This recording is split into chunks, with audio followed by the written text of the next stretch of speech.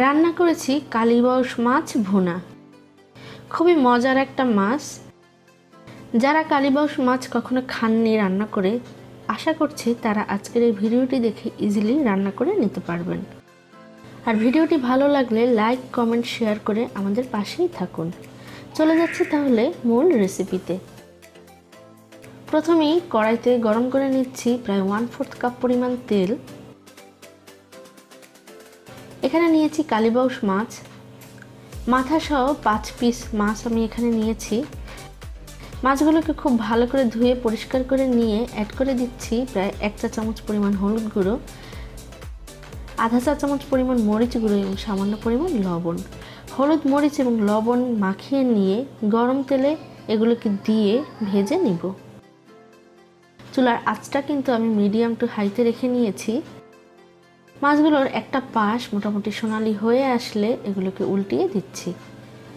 এভাবেই উল্টিয়ে পাল্টিয়ে আমি মাছগুলোকে সোনালি করে ভেজে নিচ্ছি।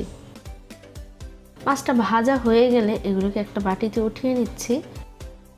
এই মাছটাকে এরকম একটু ভেজে রান্না করে নিলে এটার টেস্ট কিন্তু খুবই মজার আসে। ওই একই গরম তেলে আমি দিয়ে দিচ্ছি প্রায় 1/4 কাপ পরিমাণ পেঁয়াজ কুচি,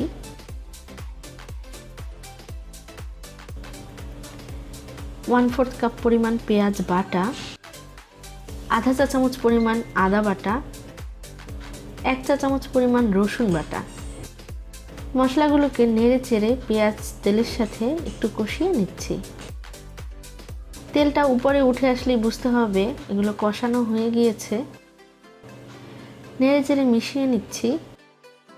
এরপরে এখানে অ্যাড করছি প্রায় 1 চা চামচ পরিমাণ হলুদ গুঁড়ো, 1 চা চামচ লাল মরিচ গুঁড়ো, আধা চা চামচ জিরার গুঁড়ি, আধা চা চামচ লবণ এবং একটা টমেটো কুচি। মশলাগুলো একসাথে খুব ভালোভাবে নেড়েচেড়ে মিশিয়ে নিচ্ছি। প্রপারলি কষানোর জন্য অ্যাড করে দিচ্ছি সামান্য পরিমাণ পানি। পানির সাথে নেড়ে মিশিয়ে নিলাম। তেল উপরে আসা পর্যন্ত এগুলোকে কষিয়ে নিচ্ছি।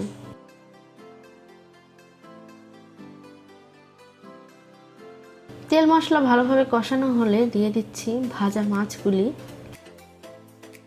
খুব সাবধানে মাছগুলো দিয়ে দিচ্ছি যাতে করে এগুলো ভেঙে না যায়। 2 মিনিট পরে মশলার সাথে এগুলোকে সাবধানে উল্টিয়ে দিচ্ছি। অর্থাৎ মশলার সাথেও মাছগুলোকে 2 মিনিট সময় নিয়ে কষিয়ে নিলাম।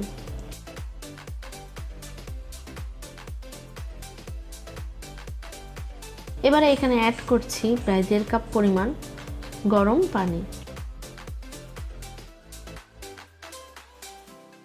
গরম পানি অ্যাড করলে তরকারি যেমন সুস্বাদু হয়, তেমনি খুব তাড়াতাড়ি এটা কুক হয়ে যায়। ঢাকনা ঢেকে দিয়ে ফিরে আসছি প্রায় 10 মিনিট পরে। ঢাকনা উঠিয়ে নিলাম প্রায় 10 মিনিট পরে। কালীবাউশ মাছ কিন্তু মোটামুটি রান্না হয়ে গিয়েছে এবং তেলটাও উপরে উঠে এসেছে।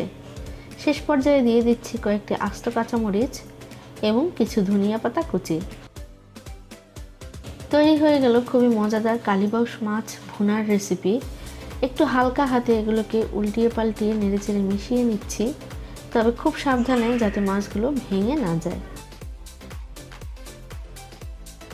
ধনিয়া পাতার ফ্লেভার ছড়ানোর জন্য এটাকে আবারও ঢেকে দিচ্ছি জাস্ট 2 মিনিটের জন্য। 2 মিনিট পরে ঢাকনা উঠিয়ে নিচ্ছি। মাছটাকে হালকা করে নেড়ে নিচ্ছি এবং চুলার আঁচটা বন্ধ করে দিয়ে এটাকে পরিবেশন করে নিচ্ছি। আশা করছি কালীবাউশ মাছ ভুনার এই রেসিপিটা আপনাদের কাছে ভালো লেগেছে। যদি ভালো লেগে থাকে তাহলে সাবস্ক্রাইব করুন নিয়ান্স কুকিং ডায়েরি চ্যানেলটিকে এবং নিয়ান্স কুকিং ডায়েরি চ্যানেলটি সাবস্ক্রাইব করে এর পাশের বেল বাটনটি ক্লিক করতে ভুলবেন না। এতে করে আমরা যখনই কোনো ভিডিও পোস্ট করব সাথে সাথেই আপনি নোটিফিকেশন পেয়ে যাবেন। চলে আসবো আবারও কোনো নতুন রেসিপি নিয়ে। ভালো থাকুন, সুস্থ থাকুন।